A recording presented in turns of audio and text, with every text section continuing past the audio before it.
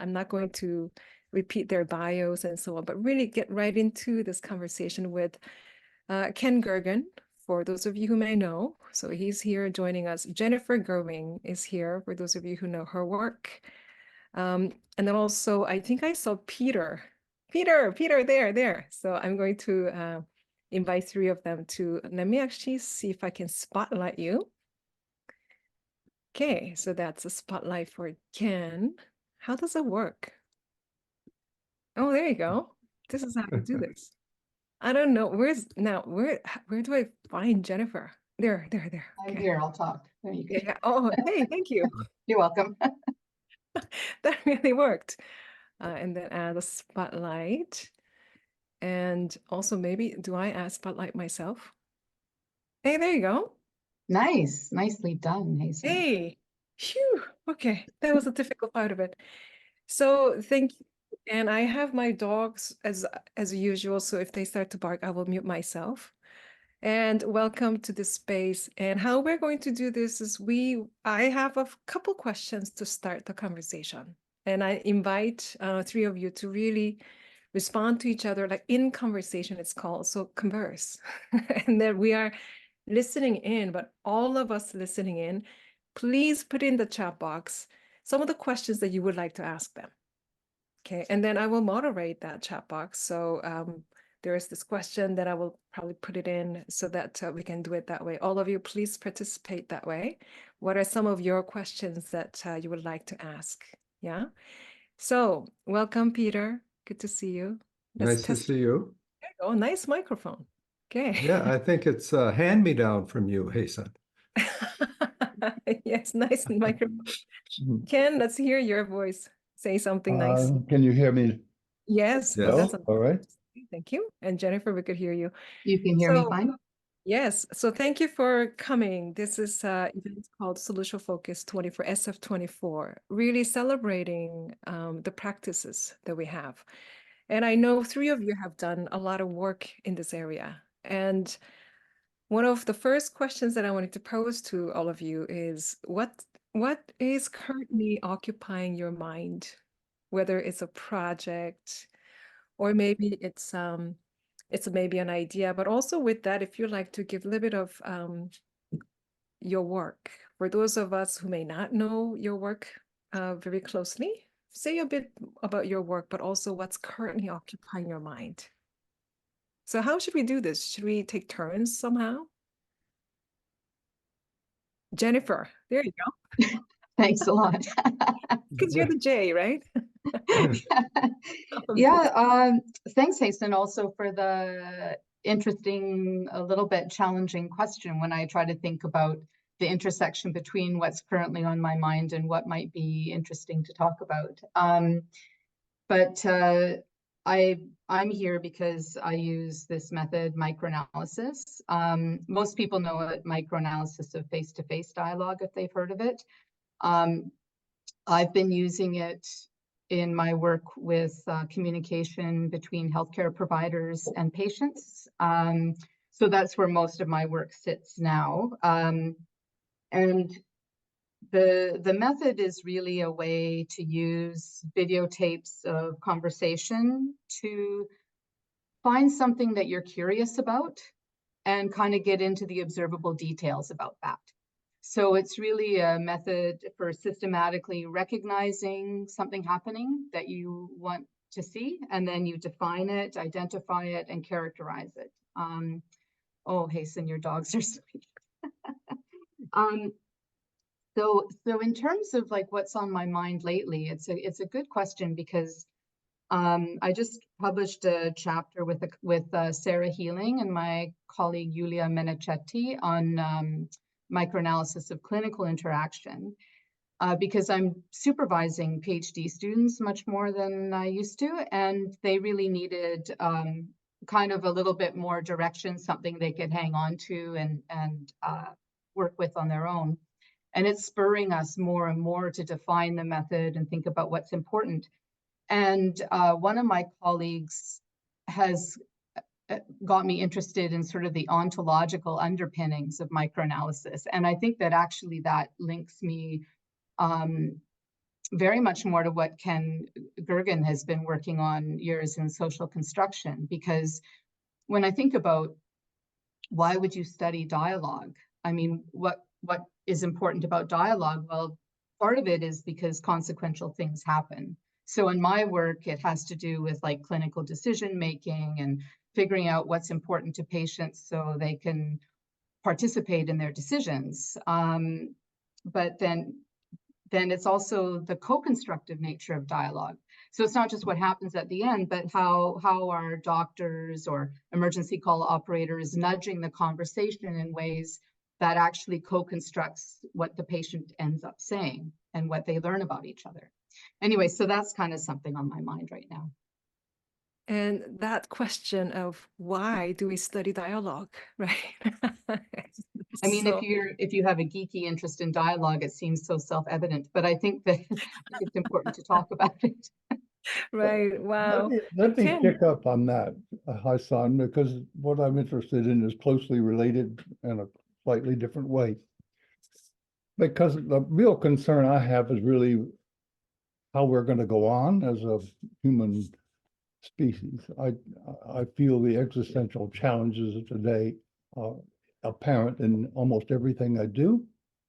I feel as if now we live in a world that is beyond our control, that with the internet and so on, the 24 hours a day, the profusion of communication, no government can control it, no commerce can control it. It's like dashing into the future where we have nothing to hold on to except ourselves. And for me, that means the relationships we inhabit. And that's got to be a ground up movement that we be able to collaborate, coordinate with each other, because governments aren't going to do it for us. No organization is going to do it for us. No Bible, no religion, nothing can hold outside of the micro processes that we engage in every day.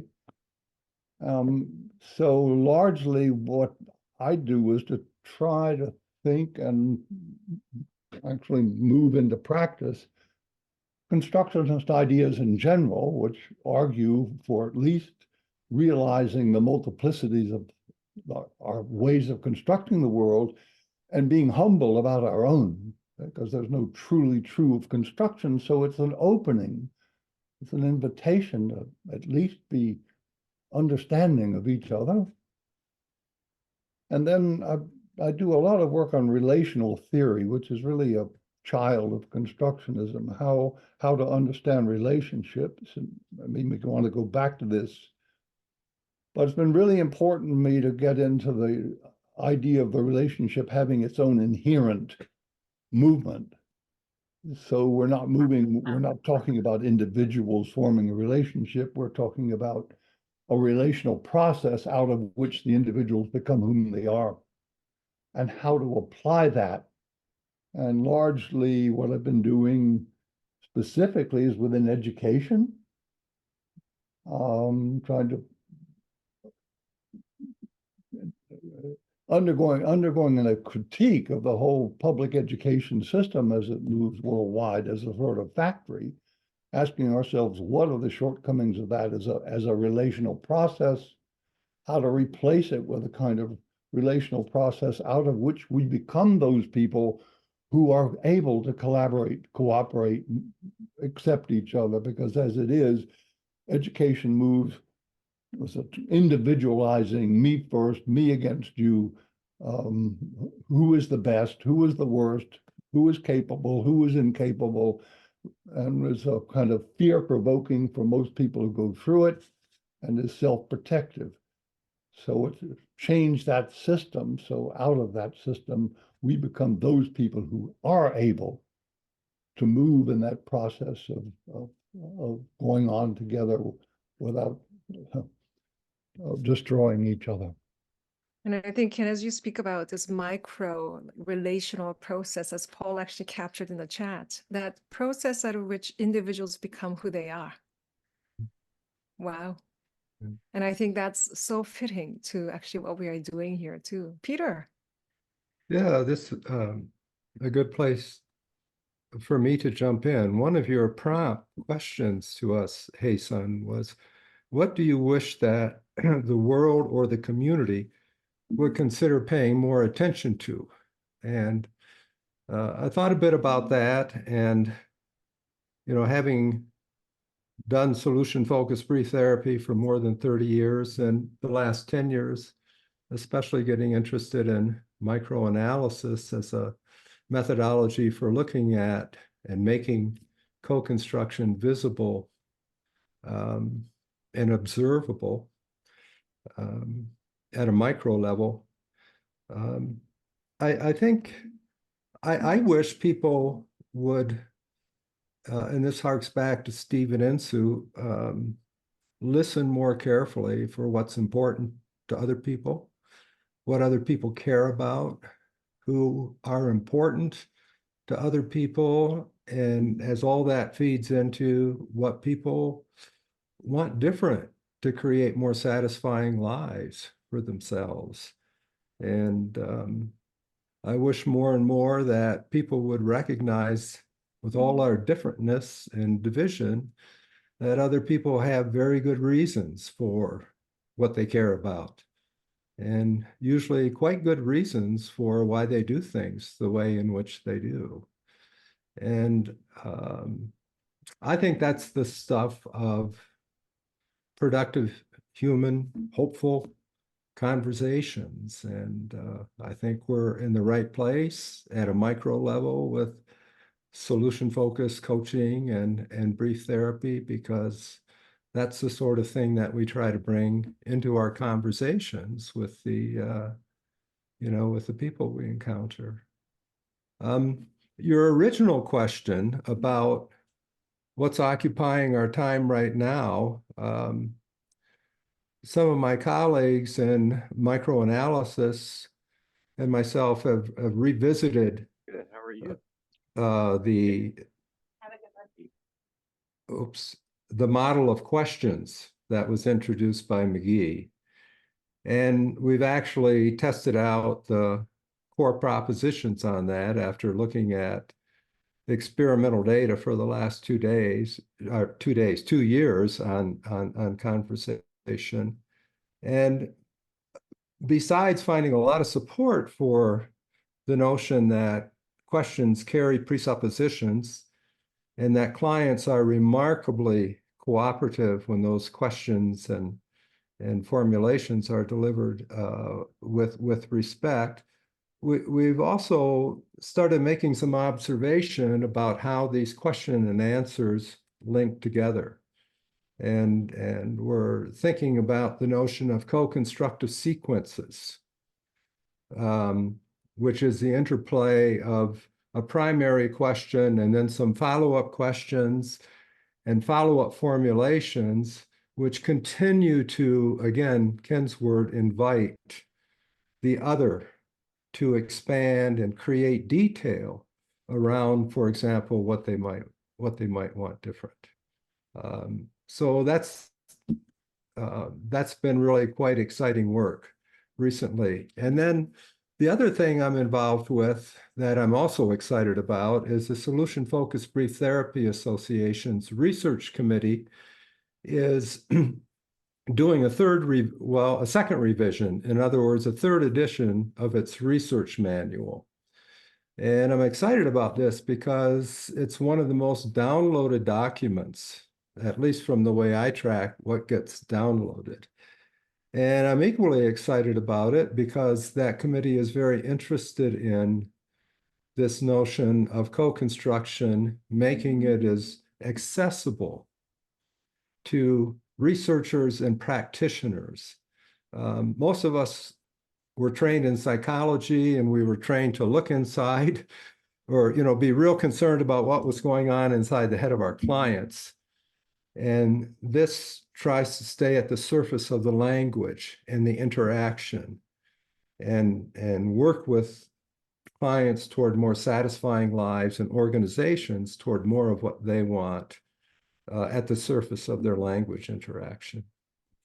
And I think the way that we actually somehow understand this language, whether it's using language or languaging stuff, or the language as a unit that contains something, I think there are different perspectives on how we view language. And actually the other day somebody said, well, language is very unique to humans. I'm like, I don't know about that actually. And then we had a really conversation about that. What do we mean by this? And this meaning making process, three of you are, you have a way of understanding how people make meanings together. And the more I study it, I also realize that, oh, I wish I knew this like 10 years ago. And I bet you have some of those things that, oh, this is something that I discovered and I wish people know about this. I wish that people will pay more attention to that. That's what, Peter, you're talking about, that prompt about, I really wish people will pay more attention to this. So based on your work, based on your research, what are some of those things that either you're thinking, I wish people just pay attention to this, or even those moments when you thought, my goodness, I'm so glad that I had that experience, whether you met somebody or maybe you discover something that sort of influenced the way you think or the way that you do your work. So there are like 3 questions right in there. Choose one. Feel free to respond to each other as well. Wow, what are some of your thoughts?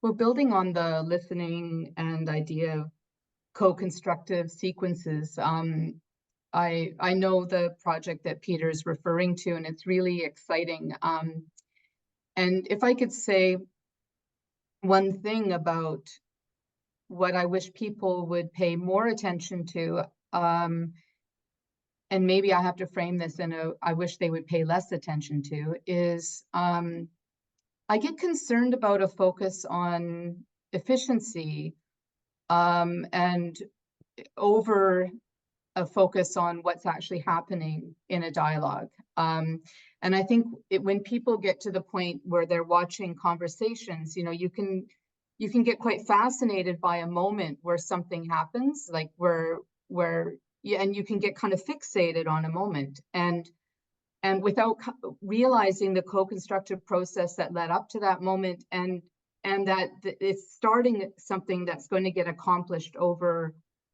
the rest of the conversation. And that's, I think if we just realize our presuppositions about what's going on in a dialogue, really can direct our attention. So what I find works incredibly well when I'm working with people is using a dialogic process when you're watching a conversation, and describe to each other what you're seeing, listen to your descriptions. What do you get curious about? Challenge each other and look beyond the moment that got your attention.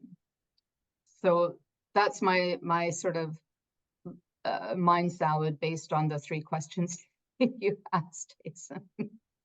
Let me comment because it's related also to Peter, one of the comments Peter made, and that is that if you look at what's going on here in terms of the way we're talking, you can begin to see that what we're doing is moving away from an individualist mindset about nature of human action. That embedded here is a conception of our deep embeddedness in each other. So that mental phenomena, if you will, or whatever we're calling the mind, moves out of the focus, it moves out of the centerpiece. And you become, I loved a comment my friend John Schotter once made, don't be so concerned with the mind, be concerned with the relationships in which mind functions. That is,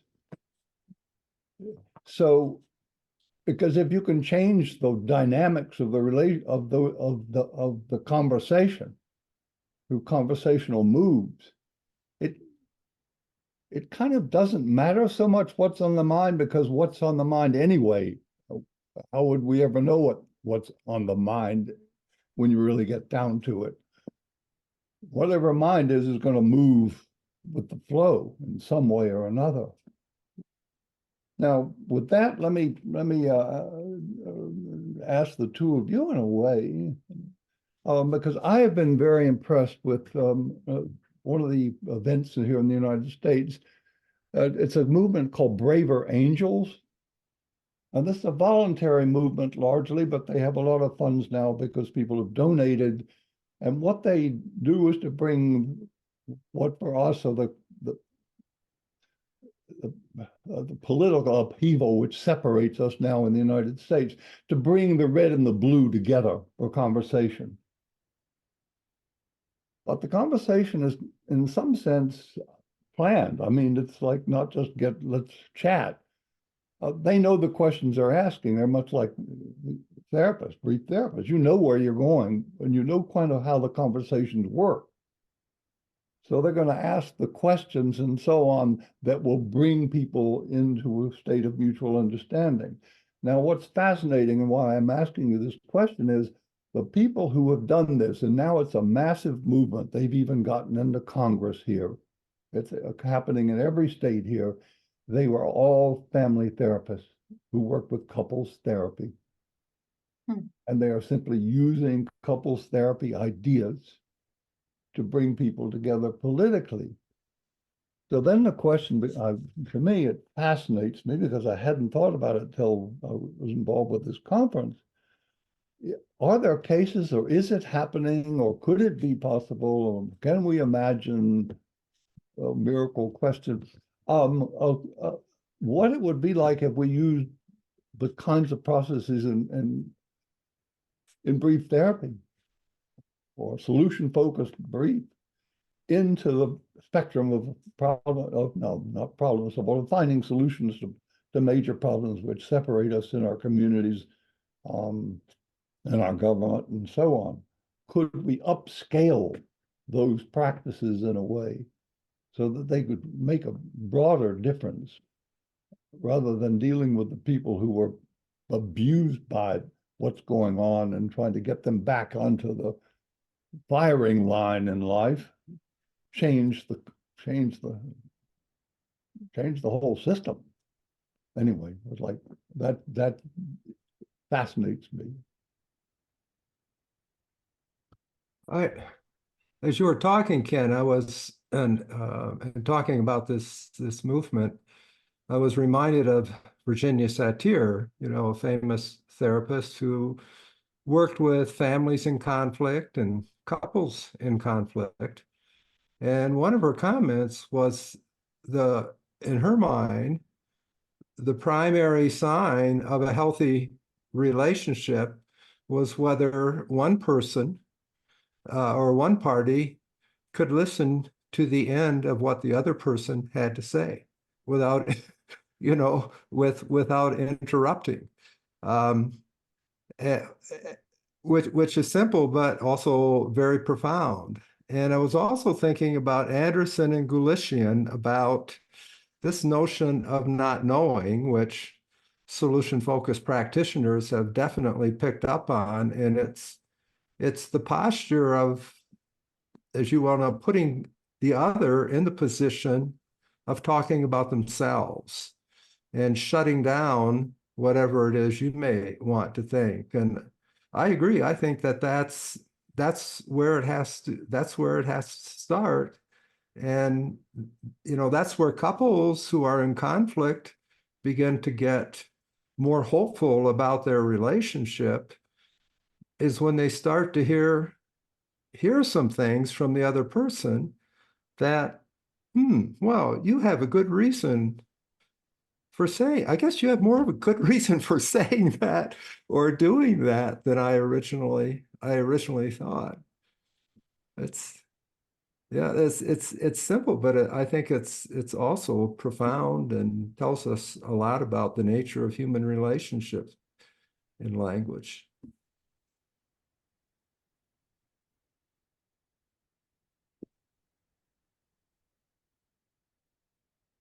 It makes me curious to think about like how that would unfold. So if you had the conversations you're talking about, Ken, with the braver angels and these facilitated conversations. I'm very curious about how do they go and what happens and what how do people express their curiosity for each other and what happens in those moments? Where does the dialogue go as a result? I think they'd be fascinating. Around the shores of the British. It raises a more general question too about not about moving from the idea of just spontaneous conversation to dialogue by design. Can we design the moves that would allow us to do X, Y, or Z with brief and solution focused design, which actually is a design, as one of those possibilities. But you could imagine others. What would we need to get to X? What would be the components of the conversation? What would be the questions? What would we not talk about? Take off the table. I mean, we live at this point where we can begin to ask about ourselves the design of the relationship and how we generate that. I want to add one other thing here, but and I'm not sure it's going to be useful, but it's been terribly important to me. And that is that whatever relationship, whatever our conversation is, you could look at it as sort of scaffolded by conditions. So that when you're doing therapy, you are actually a scaffold for the kind of conversation that's happening because you're in some sense under control of the kinds of conversations and comments.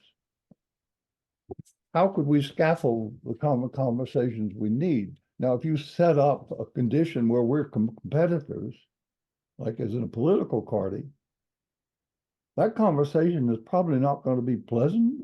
Because we're at odds with each other. You've already got a condition where we're going to each find the fault in the other's perspective, where we're not going to listen to each other. It isn't going to happen. Or if I'm listening to you, I'm only listening to find the fault in what you've said. So what are the kinds of scaffolds that we need to bring out the sorts of positive results that you'd like to have, both in a family or a couple or in an organization? You know, we have from our history, we have some good instruction about how to begin to discover and build that. Because as you say, there are hopeful conversations going on. Some work better than others. We have the tools of studying dialogue now, much better tools than we had 30 years ago, you know, coming out of psycholinguistics and then into microanalysis. And we know that we have to stay at the surface of these conversations and pay attention for what's working. And then we know also from our history when we discover some things that, and usually there will be surprises from that kind of study. Well, let's try it. And maybe we can, through that kind of analysis and attention to what's working, begin to develop the kind of scaffolding that you're suggesting. And I would guess that that's already going on, that there are pockets or individuals of people who are following that strategy. And that's one of the things that makes me hopeful going forward. Mm-hmm. Maybe one thing to add to that is earlier, Ken, when you asked about design, and often I think about design as is this a design as a noun, or how do we design the conversation as a verb? Because that's a action that we do as we make the conversation together. And I think the question also here in the chat is what are some ways that we can structure, whether it's a structure or conditions or whatever you call it, what are some conditions that we can set up so that people are more likely to be designing together in that direction of listening to each other, what's important. And one of the dilemmas that I actually have as solution-focused practitioner is I have a hard time actually doing social justice work because I have a hard time actually not pushing my agenda. So then that's a big dilemma for me. Right? So what are some of the conditions that you have seen, you have witnessed or designed yourselves that you've seen working or starting to work that possibly is setting up for that conversation to be more likely to happen? That was one question, by the way. I think I did better this time. Just one question.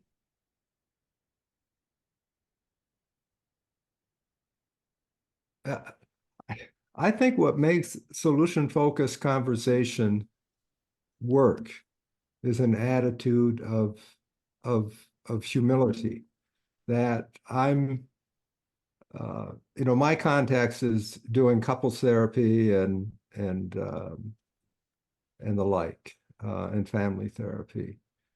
And I always remember Chris Iveson, the first time I heard it, I thought it was quite a radical comment saying, as a practitioner, you should have no interest in the outcome.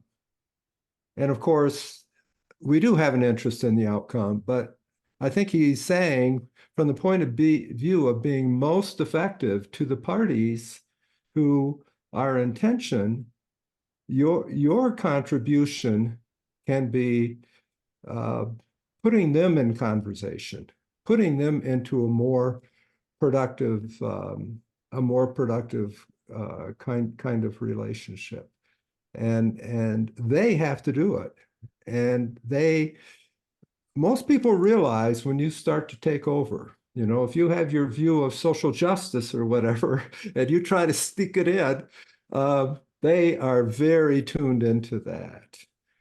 But if you have the capacity, to put them in a more productive interaction, and that's the way I think about the approach that we practice, it's more likely to happen, and it's more likely to be lasting because they know in their heart of hearts that they made this happen. I always thought the greatest compliment as a therapist is when the client said to me, I don't know why I'm paying you. I did all this. I made this progress, not you. And I would say, yes, that's right. You did. In a real sense, you did. Yeah.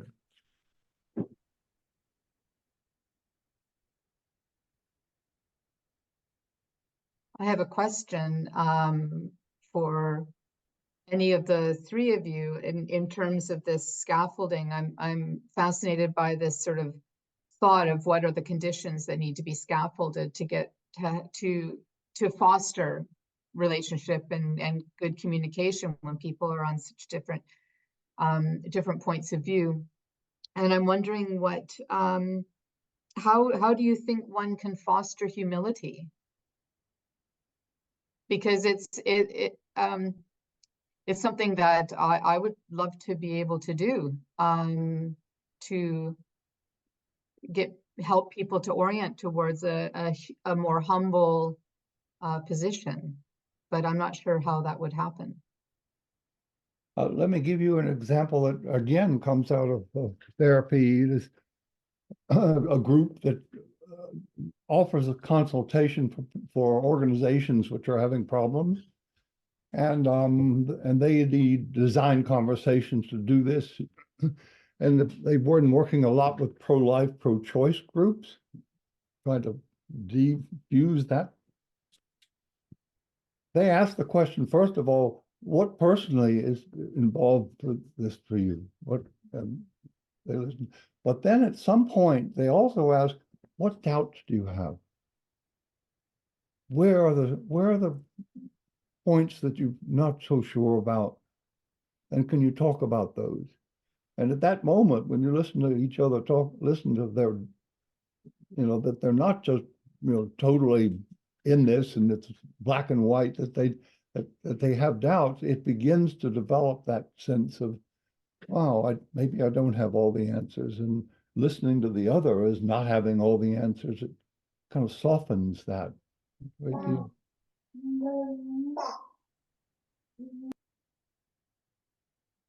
It's interesting that you asked that, because I mean, it's funny, all those personality tests, and then usually humility as a virtue, usually that's my like last one, and I'm so proud of it.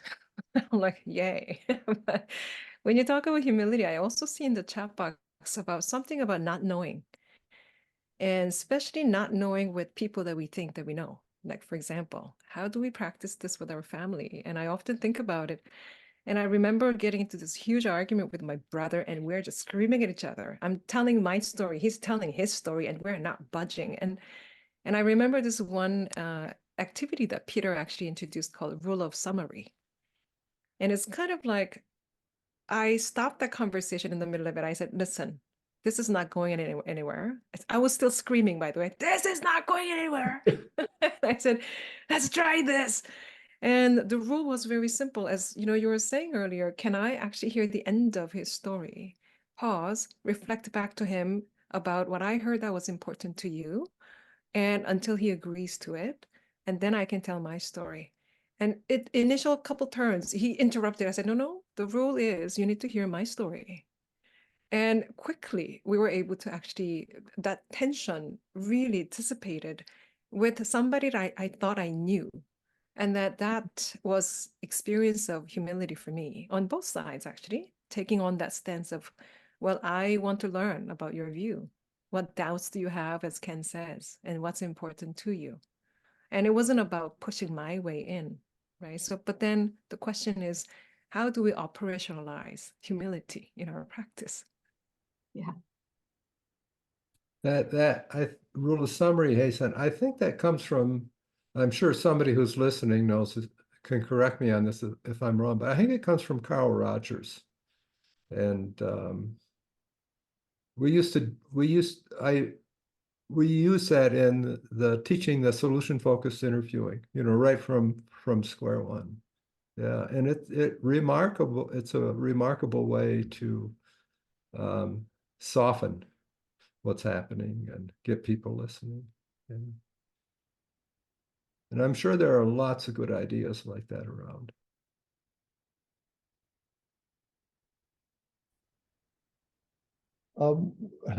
Haesun, you asked in your some of the questions that you might bring up about AI and how that might. Are we sure we're going to impinge go on there? And there's one idea that comes that now seems evident to me. What if you used AI to compile the various ways in which one can do this? What are the various conversational moves that are likely to, let's say, bring forth humility or bring forth listening or bring forth a more understanding orientation? What would they be? Because they're not infinite. And each, various forms of therapy and conflict resolution and so on, they all have their ways of moving in these conversations. So how could we share them so everybody can make use of solution focused? Yes, this can be a part of a way of life. We all have ways of bringing out humility.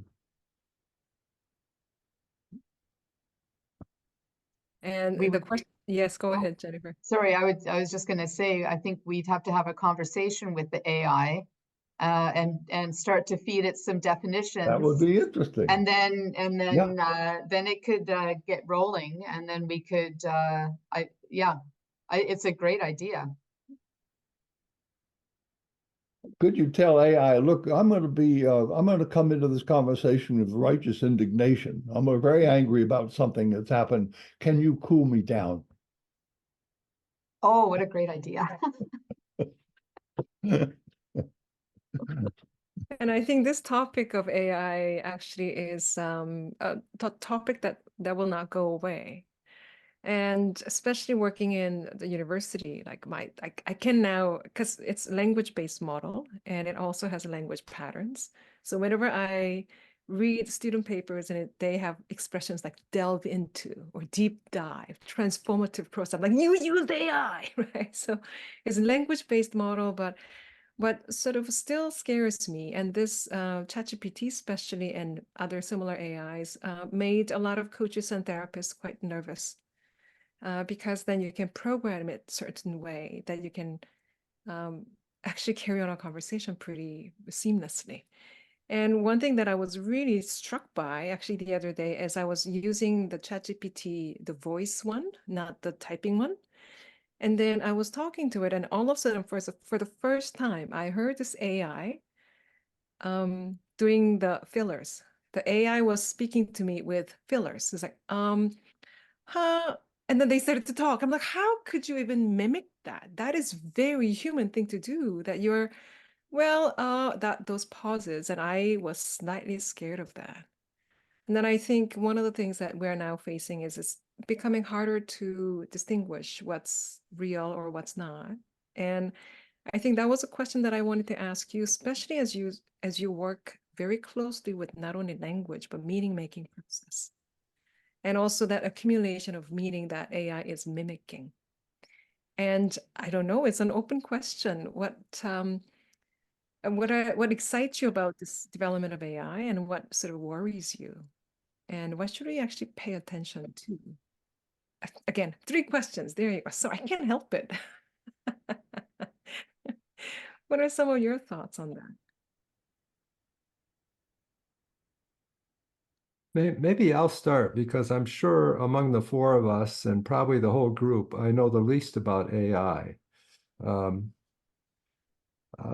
But I did go to Wikipedia after you sent that prompt question, of course, and I read a little bit about AI. And the thing that I saw that concerned the therapy field about AI was this kind of amorphous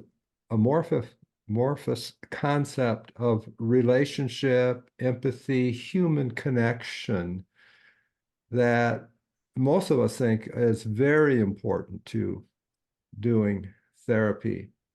And could AI, once it's very good for educational things and gathering information, perhaps as Ken is suggesting. But when I was reading that, I was thinking about what happened to me as a therapist, because I was trained to do therapy. The theory I was taught was depth psychology, and I was first trained to do psychodynamic work. And the reason, which is and I was doing that in the 80s. And then at the very end of the 80s, in the Family Therapy Networker magazine, I read about the new brief therapies. And they had 2 paragraphs from several brief therapists. And Steve DeShazer used his 2 paragraphs to decide to write about the idea of exceptions. What's happening when the problem is not, or the problem is less severe, or when things are just a little bit better. And I thought, oh, I have never asked any of my clients that question before. So I thought, that's really an interesting question. I wonder if clients have answers to that. The next day, I had a full slate of clients, 6 clients in an outpatient clinic. I asked every one of them, and every one of them had an answer to it. And then I asked a little bit more detail about it, and I came away so excited from that experience that I signed up at the next, in 1990, I went to BFTC and met Stephen Insoo.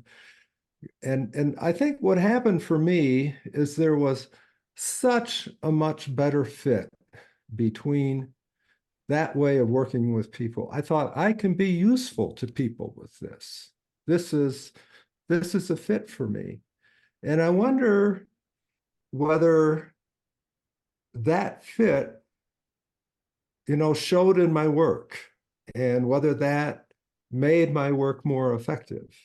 I felt I was more effective. And then when I started gathering data from clients, I got better feedback about the usefulness of my work for them. So that's my big question about AI. It's not just information Right. and expertise at a cognitive level, certainly, but there's this kind of holistic experience, I think, that happens when you work with people. And I wonder to what extent, I mean, I'm open, but I wonder to what extent. I think that's going to be a big challenge for AI. And I think as you talk about it, Peter, like what is uniquely human about the work that we do that is not replaceable in a way? And I think, I mean, one obvious one is that, try making eye contact with AI is one, but in the chat box, there are people who are putting in like, I just consulted like AI and I got this, and Matt actually posted a poem. And I'm just wondering, like, humans are supposed to be doing like the creative work, like poetry and painting and all those things. And now AI is doing all that while we are working so hard. So, the question is, what is uniquely human about the work we do, whether it is what we do or how we do it? And I think that's the question that's directly related to conversation of AI. What are some of your thoughts about that? The problem is if you can name what's unique, then it can be programmed. I love that it rhymes. If you can name it, you can program it. Well done. But it's scary because increasingly as people live alone, which now seems to be increasingly happening, at least here in the United States, they are largely living in a mediated world where they get their satisfaction from not real people, but people they're watching on screens, people who have been created in some way. And I mean, there was a case in Japan where someone married I'm not sure what it wasn't a robot, but they were quite happy with a facsimile, because humans are complicated, and that's what may unique. They irritate you. But if you program a robot, it doesn't irritate you because that's right. My GPS never yells at me, but human does.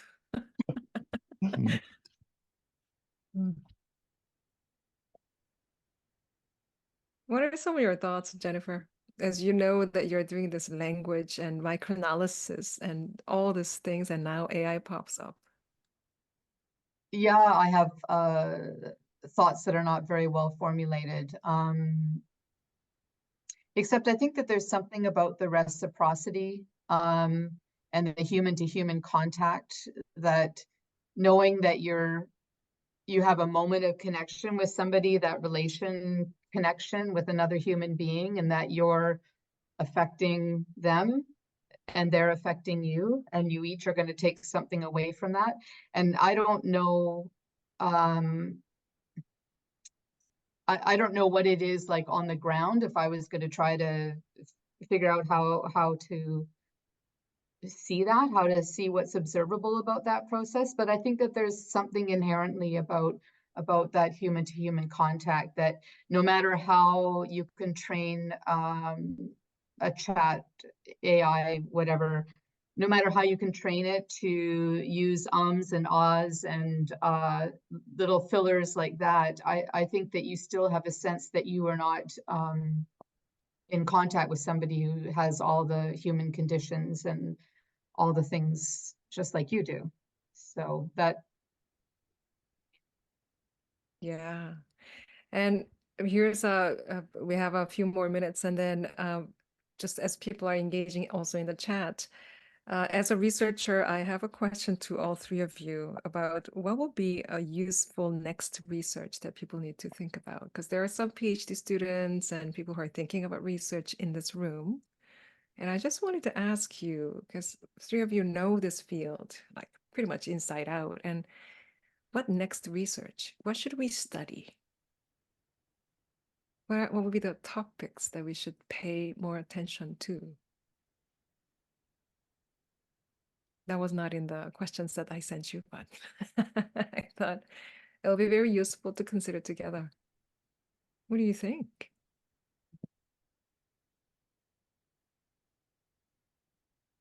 I think this conversation's touched on a bunch of topics that could be interesting to do some research on. And in my experience, the best research to do has to be very intimately related to the person doing the research, or it's not going to happen and it's not going to be good. So, yeah. I don't know, Ken and Peter, what do you think? Coming out of, you know, I don't have, I see Ken is so much more zoomed out and having a grasp of the range of the significance of social constructionism and postmodernism. And I'm more narrowly focused. And what really would excite me going forward is continued research on making co-construction, co-creation of meaning in relationships directly observable. Jan Bavelas, who, by the way, we haven't mentioned, and is the so instrumental in the method of microanalysis, had such a deep sense of an interactional perspective when she saw a therapy session or a getting acquainted conversation. She writes about in her latest book, just before she passed away, that face-to-face dialogue is the seat of the use of language. That's basic to the use of language, so it makes face-to-face dialogue a very important way to see how relationships work. So she had very much this interactional perspective. And I know for myself, I was trained to work with people with a depth psychology perspective. And so I'm always hypothesizing about what was going on in their head when they were talking to me. And as some of my mentors said to me, when they would say, well, whenever you get a hypothesis about what's going on inside the head of your client, make sure you stop right away, lay down, take a nap until it goes away, because you're not paying attention to what's important, which is this interaction, both with language acts and non-language action. So I would like to see that research go forward. I think we do things in co-constructive sequences. I think that's a very useful research. I think there's so many wonderful projects there for PhD students. Yeah, absolutely. I need to have, I see we're going to run out of time here, but I have to ask that. I've been doing a lot of writing about what I call future forming research. And part of that is to throw into question the very idea of research as observing something that is. And because that's like comes out of the natural sciences, if whatever is going to stay there. And if we know about it, we can make predictions. And as you know, coming out of brief, everything changes. Conversation changes. Everything changes. So whatever we know now and talk about, in fact, it will change what it is we're doing. So the question then is, don't ask what's going on here now. I mean, I don't want to put that aside, but let's ask where you'd like, and this is again, right out of your bag, ask where you want to go and create it. Make the research into how we can get there. If that's where we want to go, it would be more like action research. What could we do And then you can share how you got there because it may help others, but it's trying to say, make the research an actual creation of the future as opposed to a gaze and a report on what is the case now. And the future is created as we speak, actually. Yeah. Yeah, and that idea of interfluence, that as we speak, it is already forming. And how do we move in that direction? And I just want to thank three of you. I am personally excited that you get to meet. And I hope that this meeting will continue outside of this room. I really hope that. And also thank you so much for sharing. And just this is called In Conversation. And thank you for actually having this conversation. And this was one of the easiest moderations that I've ever had to do because you're talking. This is great. So thank you so much for your work and also being here sharing and just this whole idea of SF24 is honoring. So I just wanted to honor your work and you as a person and just thank you for being here, all of you.